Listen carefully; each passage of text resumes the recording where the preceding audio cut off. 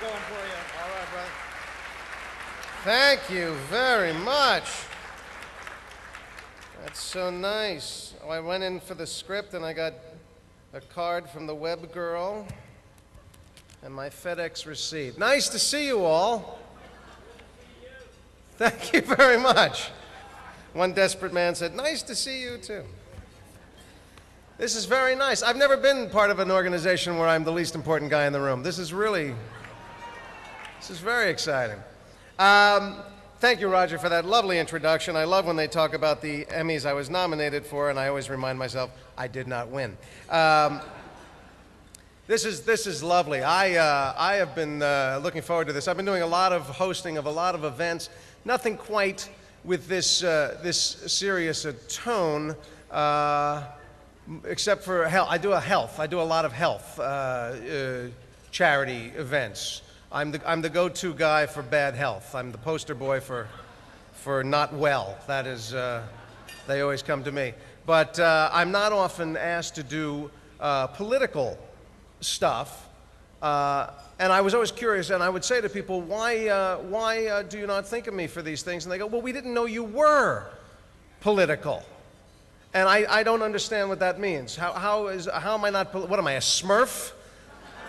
Am I living in a bubble? I'm a political guy, right? I'm Bill Maher's go-to non-agenda guest, right? Mr. Politics, I'm a political animal. So, not knowing that I was a political guy, some people would say, why am I actually hosting this tonight? And the reason is simple, they don't pay much and I work very cheap. And there's also the expectation that I might add some levity to an occasion like this. It will not be fulfilled, but it will, that is the expectation. Because you see, people believe that I was a stand-up comic. I've never been a stand-up comic. I'm not a stand-up comic, never have been.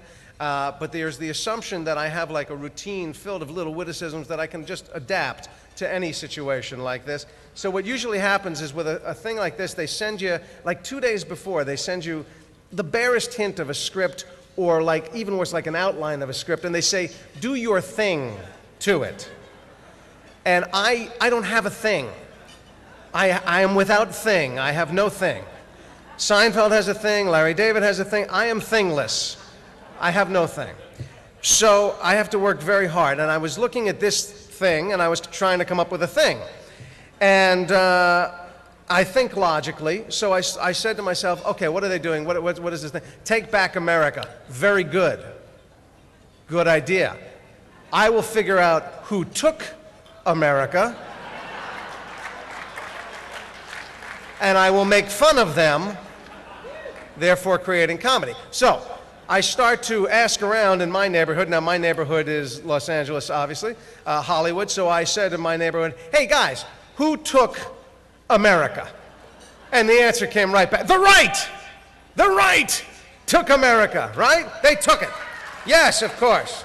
It's been captured and held hostage by Fox News and the Wall Street Journal and the Washington Times and Enron and the oil companies and the religious nuts and who else has it? The conglomerate of Cheney, Rove, Wolfowitz, Gonzalez, and Bush.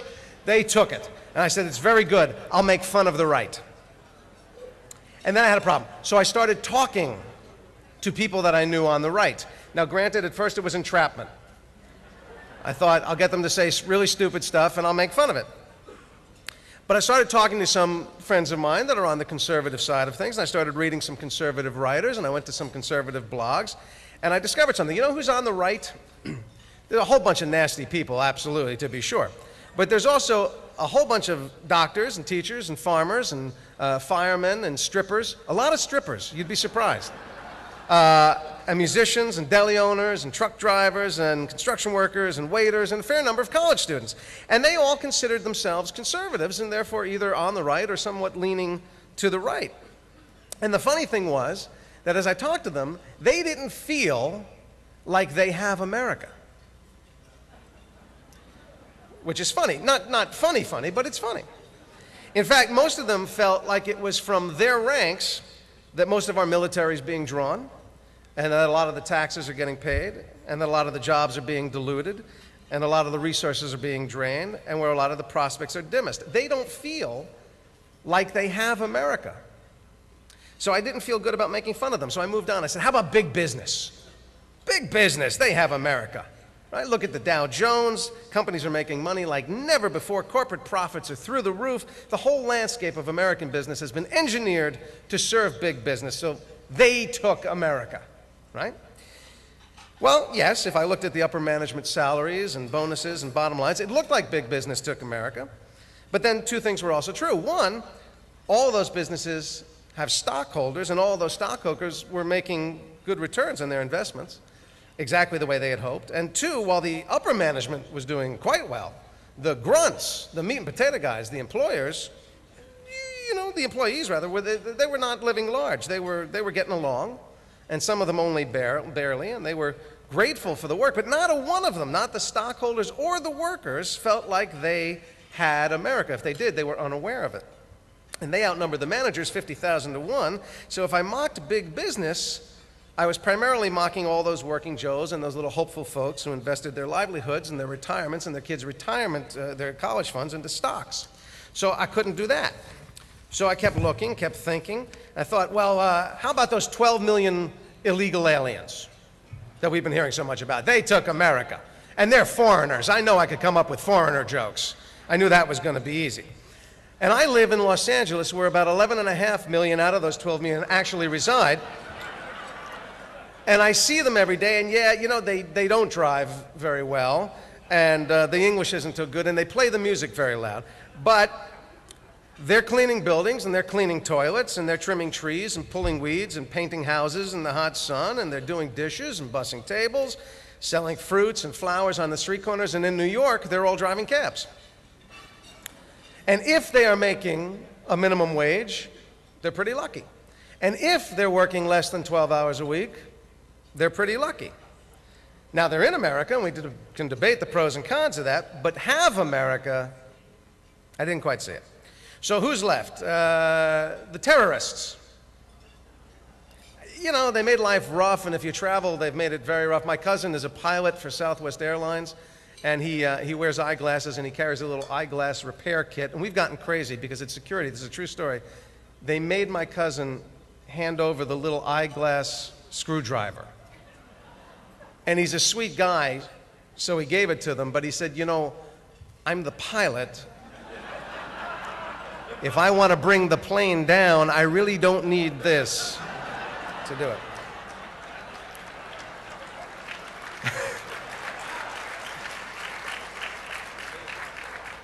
I'm diverting from my script, but you know, I actually, I took a weapon through.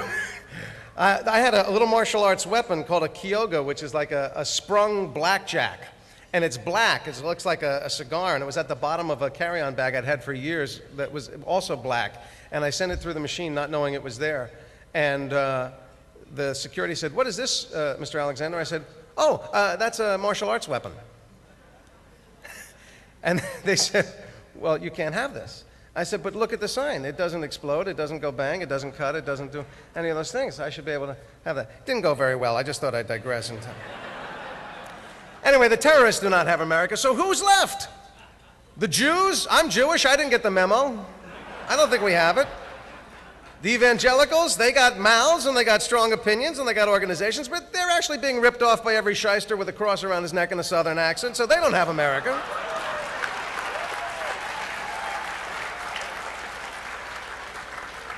The Chinese, they've got more of it than they should, but they don't own it.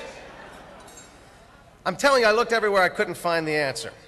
Now, of course, it's easy to say Bush and Cheney. Bush and Cheney have America. The flagrant abuse of the Constitution and abuse of executive privilege has put America in their pockets, yes? And you could make that case and get very little disagreement. But you know what? I don't actually believe that that handful of imbeciles could actually hijack our entire country and its laws. They're good, but they're not that good. So the truth is that after all my research, I think I found out who took America. And I'm going to be serious about this. No one did.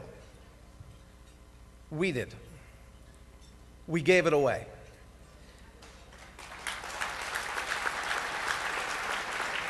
Every one of us, right here, guilty. If you're a member of Congress, God bless you. You gave it away big time. If you are in big business, you tried to get cute, make some deals, you still lost. Military lost, students failed. If you're a minority, if you're in the majority, you messed up. If you voted, or worse, if you didn't vote, either way, same result. Because it's us. Soylent Green is people. That's what I discovered. How did we do it? How did we give it away? By letting it happen. Every step of the way. By not caring, or rather by not caring enough, by not looking beyond the tip of our own noses, by assuming the people we think we elect are doing the job we think they should be doing, but not actually telling them what that job should be or checking to see if they're actually doing it. By not knowing the issues, the history, the language, the fine print of things, by allowing our media to present the barest of fact with the greatest amount of speculation and rhetoric, allowing them to not question, not investigate, not report, and ignoring the few that do. By not, thank you, well, I'm running for something. But by not demanding recounts, by allowing elections to be decided by Supreme Court judges and secretaries of states, by not screaming when Kyoto treaties are abandoned, by not being incensed by no-bid crony contracts that don't produce tangible results but allow billions of dollars to go uncredited for, by refusing to serve or refusing to support a military of an administration that tortures and suspends habeas corpus and doesn't outfit its troops or provide adequate care for them when they are injured and hides their flag-draped coffins when they return home,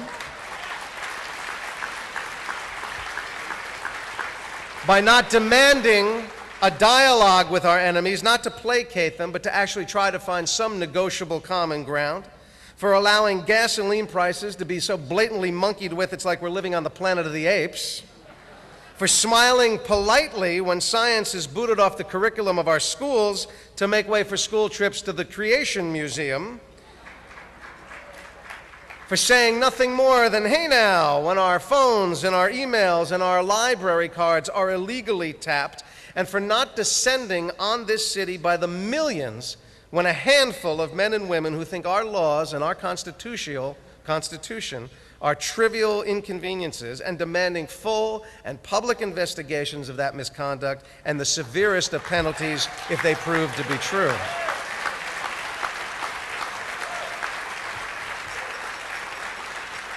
For each of these things that we did not do, we put a little piece of America in a little gift box and gave it away. And it hurt the left.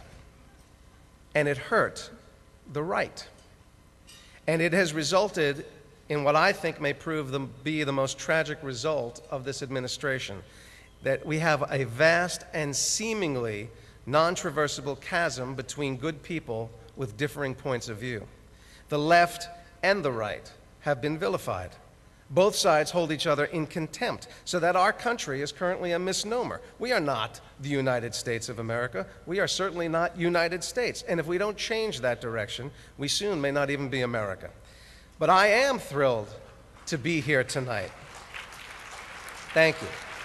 I am honestly thrilled to be here tonight. I'm actually excited to be here tonight, and I don't get excited about much anymore. And I apologize that I couldn't find the absolute funny. I wanted to. But what I do see in this room and in this campaign is the passion. That's what's exciting about this campaign. Passion. The desire and the desperate need for change. A change in the players, yes, but a change in ourselves. We are waking up. That's what's exciting about this event. We are realizing that this nation, our democracy, only functions when we are willing to care for it ourselves, just as if it were our home and our family, because it is our home and this is our family. All of us, those of us who are here tonight and those who are not. Wherever we're going, I believe we have to go there together. And we can disagree and we can argue and we can fight, but we can never abandon each other. We have to move forward together as a nation, or we're going to stand alone. And I believe that's what the campaign for America's future is really all about. That is what we have to take back for ourselves. Thank you. So, So I am delighted to be here to help celebrate that agenda and some truly wonderful people who are working to make it very real, and I'd like to introduce you to one of them right now. To begin the awards program, please welcome to the stage a man whose work in California revolves around supporting community-based organizations that promote long-term social, economic, and political progress through civic engagement and voter participation. He is a businessman, a dedicated philanthropist, and an honored guest, recently elected by his peers to be chairman of the board of the New Democracy Alliance. Ladies and gentlemen, Mr. Rob MacKay.